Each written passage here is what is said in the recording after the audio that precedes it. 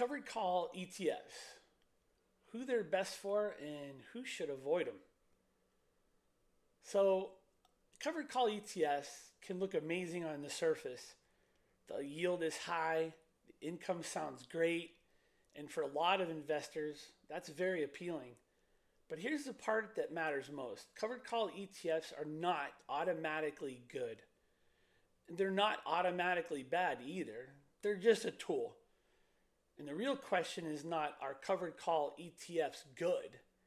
The real question is, do they fit you? And in this video, I'm going to break down exactly who covered calls are best for and who probably should be avoiding them. And also a simple way to tell which side you're on. And as always, this video is for educational purposes only. It's not for financial advice. At the core, covered call ETFs are really about one trade-off. You're actually getting more income now in exchange for less upside later. That's the deal. And once you understand that, everything starts to make a lot more sense. Because people get into trouble when they only look at yield. They see that monthly income, they see the distribution, they see the percentage, and they think, wow, that's amazing. And honestly, I was one of those people. But when they stop and ask, what am I giving up in return? That's where the fit comes in. Because if your goal is current cash flow now, the trade-off may make perfect sense. But if your goal is maximizing long-term growth, that same trade-off may frustrate you like very badly. So right from the beginning, that's the lens I want to look through here. I don't want to hype this up. I'm not trying to put fear in people's ears. This is just about fit in the best case of the imagination. So the first group covered calls may be good for are investors who need income right now. Those could be retirees or somebody trying to supplement their paycheck. That could be someone building a portfolio where monthly cash flow matters more than like squeezing every bit of upside out of it.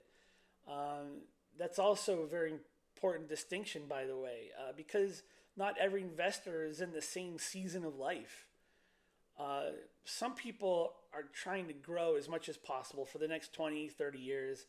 And there's other people who are saying, no, I actually want this portfolio to make me income right now.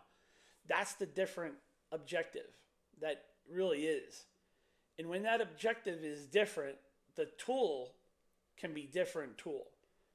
So if you are the type of investor who values steady income, who likes seeing cash flow come in, and who is less concerned about capturing every single bit of that market upside, covered call ETFs can make a lot of sense. But it doesn't mean they're perfect. It just means that they may fit your goal better. And honestly, that's what matters. So the second group of that covered calls might be a good fit for would be investors who are willing to accept the trade-off. I mean, truly accept it, not pretend to accept it, not accept it until the market starts ripping higher. I mean, really accept it, because this strategy, it's not magic. When markets run hard, covered call strategies often leave some upside on the table.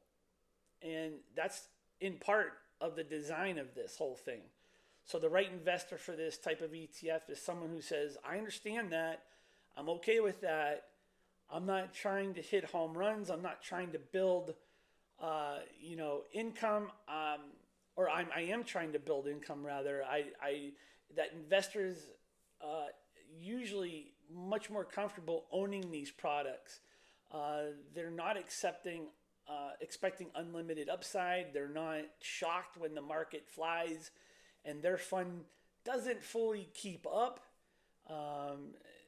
They understand what they own. And honestly, that's one of the biggest keys of investing. Owning something that actually matches your expectations, because of a strategy can be perfectly fine on paper, but if it doesn't match the way you think, the way you act, the way you react, the way you measure success, or just if you feel that it might be going wrong or something's wrong. So the third group, covered call ETFs, may be good for, would be investors who want a simpler system.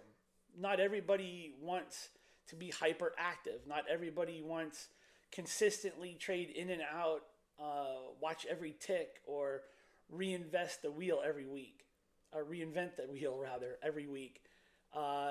Some people want a repeatable income first approach. They want something they understand. They want something they can stick with. They want a strategy that's going to create less decision fatigue. That's another area where covered call ETFs can appeal to people, because for the right investor, they simplify the process. Now, that doesn't mean that it's better. It just means that it could be a better fit for somebody who values consistency over excitement. And that's another big point here, by the way. A lot of people chase excitement in the market, but excitement isn't an investing success. They're not always the same thing. Sometimes boring is fine. Sometimes steady is fine. And sometimes consistency is exactly what somebody needs. And for that type of investor, covered calls can absolutely have a place in their portfolio. So, who should avoid these? Let's talk about that for a minute. The first group of investors that should avoid these are growth investors. If your number one priority is maximizing long-term upside, or if you want the strongest compounding possible, or if you want to participate as fully as possible when markets move strongly to the higher side, then covered calls may not be a best fit for you. And the reason is simple. These strategies give up some upside in exchange for income. So if you're wired for growth, the first trade-off may bother you a lot. You may feel that you're leaving money on the table. You may compare your returns to the broader market indexes. You might get annoyed during these strong rallies. And once the frustration starts, you're probably in the wrong tool. That doesn't mean the ETF is bad. It means your goal and the ETF structure are just not aligned. And that's a huge difference, because a poor fit can make a perfectly reasonable product feel terrible. So the second group that should avoid these types of investments are people that are chasing yield. So this is one of the biggest mistakes people make, in my opinion. They see that huge yield and they stop thinking right there. Again, I was one of those people. They think high yield automatically means better or safer, smarter. And that's not how it works. The high yield does not tell the whole story. You still have to understand the structure. You still have to understand the trade-off. You still have to understand what role that investment plays in your portfolio, because chasing yield without understanding the product is just another version of performance chasing. It's not a plan. It's just reacting to a shiny number. So if the main reason somebody wants a covered call strategy is, wow, that yield is huge, again, that was me, that's just not enough. That person needs to slow down, understand what they own, make sure the strategy actually fits the objective, because income investing still requires discipline. It still requires thought. It still requires realistic expectations. So the third group of people who should probably avoid covered call ETFs are people who know that they will be regretting owning it if the market does run hard. So this one matters more than people think because investing is not just math, it's behavior. If the market takes off and your immediate reaction is, I'm missing out, I picked the wrong thing, I need to switch, I can't stand watching this, then this strategy may not be for you because that emotional tug of war can destroy discipline. You start strategizing and hoping. You buy for income, then abandon it for growth. The markets change again, and you reverse course.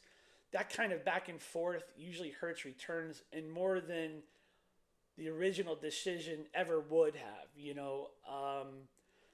So this part of comes down to self awareness. Can you stick with the trade off? Can you stay committed when other strategies temporarily look better? Can you judge the investment based on what was supposed to happen instead of what some other assets might be doing, or how did it happen, or what did it do last month or this month? If the answer is no, then honestly, this is very valuable information. And honestly, knowing what you are not built for is just as important as knowing what you are built for. So here's a simple test. What you want to do is ask yourself these questions. So, do I need income now?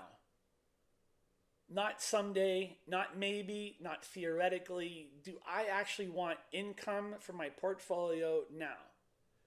Second question you can ask yourself, am I truly okay trading some upside for that cash flow? Not just when the markets are quiet, not just when it sounds good in theory. Am I really okay with that trade-off? And the third question, will I stick with this strategy when markets run higher and something else looks better? Because if you can't stick with it, it's probably not a right fit. Now, if your answer is yes to all three of these, then covered calls may be a very reasonable fit for you. Not guaranteed, it's not perfect, but a reasonable fit maybe for you. If your answer is no to one or more of these, then maybe a dividend ETF or a dividend growth approach or a broader growth income strategy maybe make more sense for you. And that's the whole point. The goal is not to force one answer for everybody. The goal is to match the tool to the investor.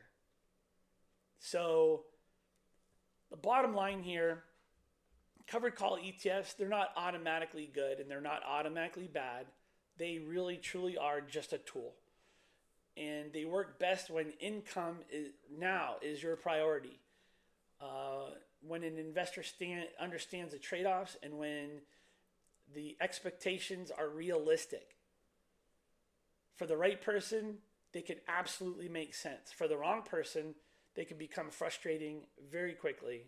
So instead of asking, are covered call ETFs good? Do this instead. Ask this question. Do they fit what I'm trying to accomplish? This is a better question. And usually the question gets much more closer to the right answer. If this helped, in the next video, I'm going to go and show you 3 mistakes people make with covered calls and how to avoid them.